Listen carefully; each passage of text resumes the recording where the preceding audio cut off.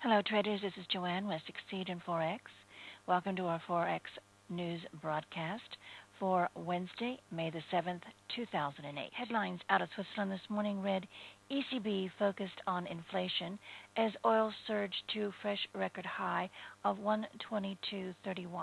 The dollar edged lower against the euro and the yen on Tuesday, its second straight daily decline after a bigger than expected quarterly loss at Fannie Mae, which was suggesting more financial market turmoil ahead.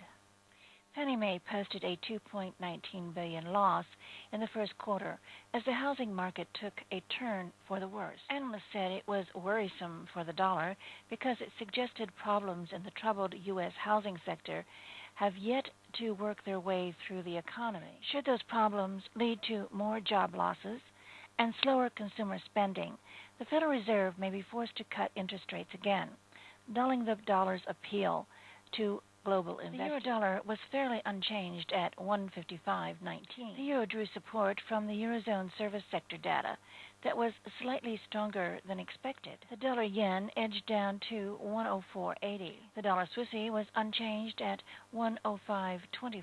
The pound-dollar retraced to 197.14 after hitting 196.36, an intraday low. The dollar loonie fell to 10021.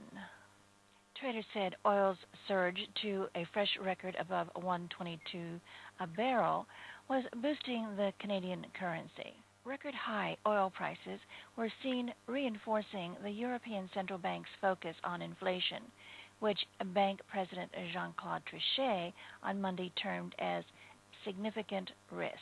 This underlined expectations that the ECB would keep rates at 4% when it meets on Thursday. Analysts expect the ECB to stick with its hawkish line on inflation in Trichet's post-meeting briefing on Thursday, despite a recent run of soft data. The Aussie dollar rose to 94.96, having retreated from a two-week high after the Reserve Bank of Australia held its key cash rate at a 12-year high of 7.25%.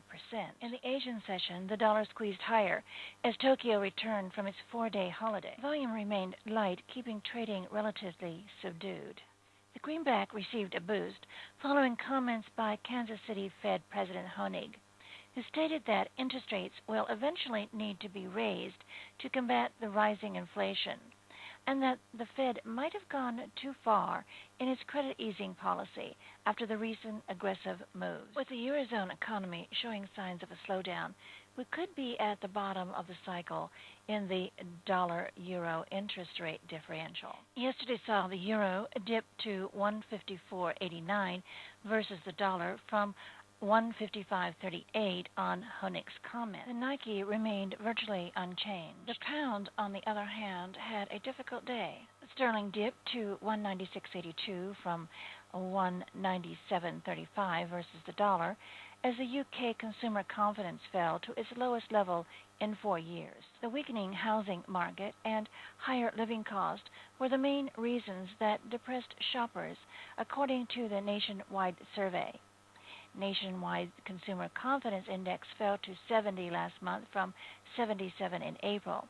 That was the lowest since the survey began in May 2004. Together with this, there was the disappointing news from the Purchasing Managers Index, which dropped from 62.1 in March to 50.4, the lowest it has reached since 2003. There were also worrying signs for the employment numbers. Job placement survey, which showed vacancies for permanent staff were at their lowest levels since mid-2003. The survey also showed the weakest rate of growth in pay in nearly 5 years. All this was translated by a decline of the pound versus the euro to 78.70. Both the ECB and the BOE will be making interest rate decisions tomorrow, and the consensus is that they will both maintain them at their current level. The only speculation is on how the Bank of England will react following data that came out yesterday. There are many analysts who believe that there could be a rate cut of 25 basis points. Elsewhere, the expected moderate slowdown in the New Zealand economy may be sharper if the credit crisis is believed to trigger a broad-based global slowdown. The Reserve Bank of New Zealand said the economy was already slowing, particularly in the housing market, which could, on the one hand, unwind imbalances in the economy, but also leave the economy more exposed to adverse shocks from outside. The price of oil and commodities remains a major concern for governments. Oil was trading just below $122 a barrel, and yesterday Goldman Sachs published a report that speculated that the crude oil could reach levels of $200 a barrel in the near term. The report underlined the disruption in Nigeria, the fall in production within the Russian Federation, and the rise in demand in China, currently heightened by the Olympics. Other commodities prices also rose across the board. Rice prices spiked higher after having tripled in price this year alone so far. In today's News Watch, the U.S. new home sales report will be of interest, as will the Eurozone's retail sales. That concludes our news for today. Thank you for viewing. We hope this is helpful in your trading. Before we sign off, we would like to invite you to visit our website at www.succeedinforex.com. There you'll find information about our Traders Trading Center, where our motto is Traders Helping Traders Succeed in Forex. Also, there is a link to our Yahoo forum, which is also called Succeed in Forex. We hope you'll visit us there soon. We hope you'll have a great trading day, and you'll be able to join us for our next broadcast. So until then, happy pipping.